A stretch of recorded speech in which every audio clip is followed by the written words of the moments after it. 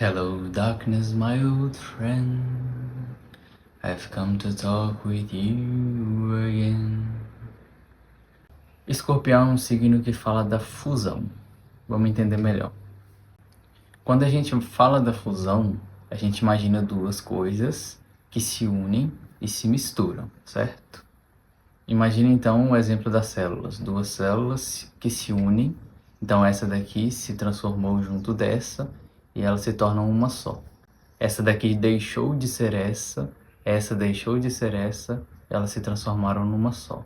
A gente pode chamar isso como um processo de transmutação ou, num termo mais básico, como morte. Essa não existe mais, essa não existe mais, mas ambas existem num terceiro símbolo, numa terceira figura. No nível psíquico, à medida que a gente vai se envolvendo com outras pessoas, isso vai acontecendo.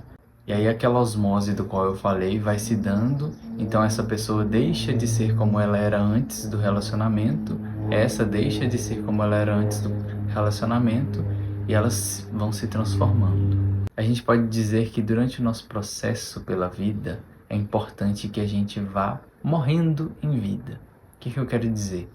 Você não pode ser o mesmo sempre, eternamente. Existe a necessidade da transmutação. Existe a necessidade da morte acontecer. Quando a gente fala da morte, a gente tende a pensar em algo que deixou de existir. No sentido mais literal, é isso mesmo que acontece. Uma borboleta, antes de ser borboleta, era uma lagarta. Então a lagarta morreu, ela não existe mais. Agora ela é uma borboleta.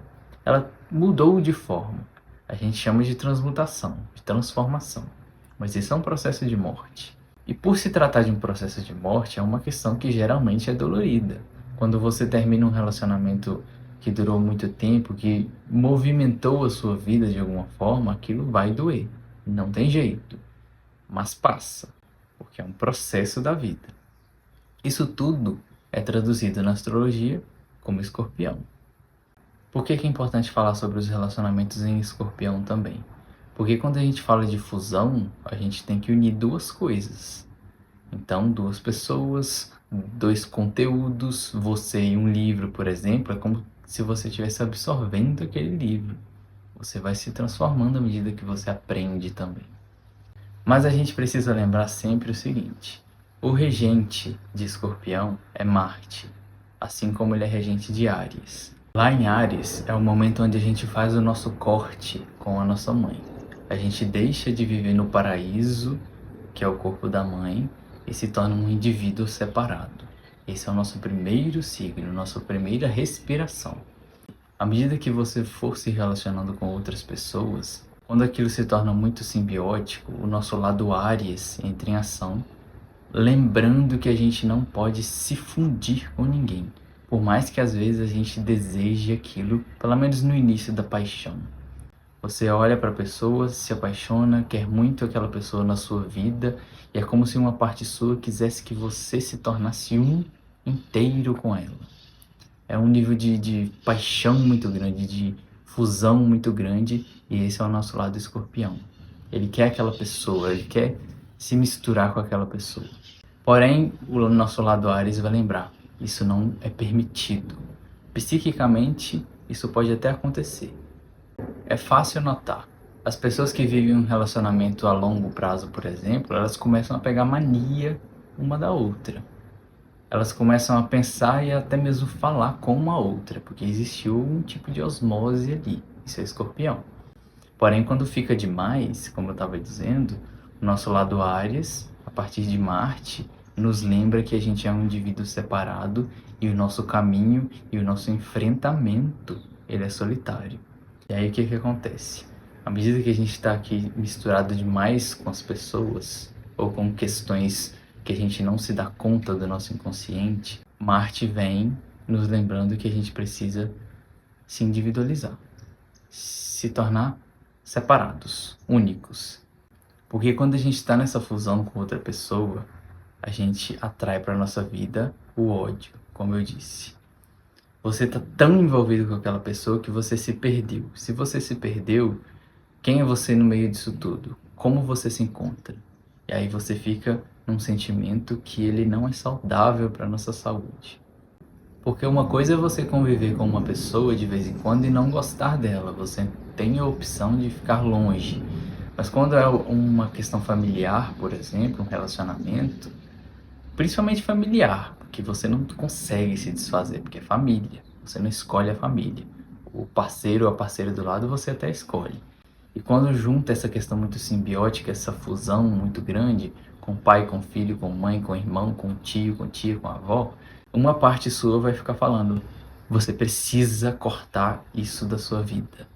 Porém, quando a gente fala desses cortes, onde tem duas pessoas envolvidas, a gente está falando mais de uma destruição, de uma morte, de um fim. Porque uma coisa é você simplesmente se distanciar, mas não cumprir com esse corte. É como se ficasse um chiclete. A gente está falando do elemento água, da parte psíquica.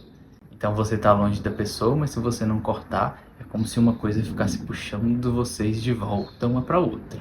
Isso não é saudável. E para isso precisa do distanciamento ou de uma atitude definitiva. Você precisa realmente acabar com aquilo. E isso é o nosso lado destrutivo na face de Escorpião. Então, quando a gente tem atos destrutivos, não necessariamente eles são maléficos para a nossa vida. Eles podem soar muito trágicos, mas são necessários. Caso contrário, a gente não se diferencia para poder enfrentar a nossa própria batalha. Então, no sentido corporal, você com outra pessoa que você está se envolvendo, o máximo que você consegue se misturar com ela, o mais íntimo, é a partir do sexo. Psiquicamente, até que acontece essa fusão, até onde é possível, mas corporalmente o sexo é o que mais nos aproxima de uma comunhão integral com outra pessoa. Por isso que algumas pessoas nos atraem sexualmente. A gente vai entender melhor isso daqui pra frente. Então, quando a gente fala de morte, a gente está falando de coisas que não voltam atrás mais. E muitas vezes na nossa vida a gente tem dificuldade em dar tchau para algumas coisas, porque sabe que não vai voltar mais e não tem certeza do que tem pela frente. Lá em Gêmeos, signo de ar, a gente descobriu a dualidade da mente. A mente sempre vai ser dual. Em Libra, a gente descobriu a dualidade no outro. Você é uma pessoa, o outro é outra pessoa, ao mesmo tempo que o outro também tem características que você tem toda a possibilidade de ter.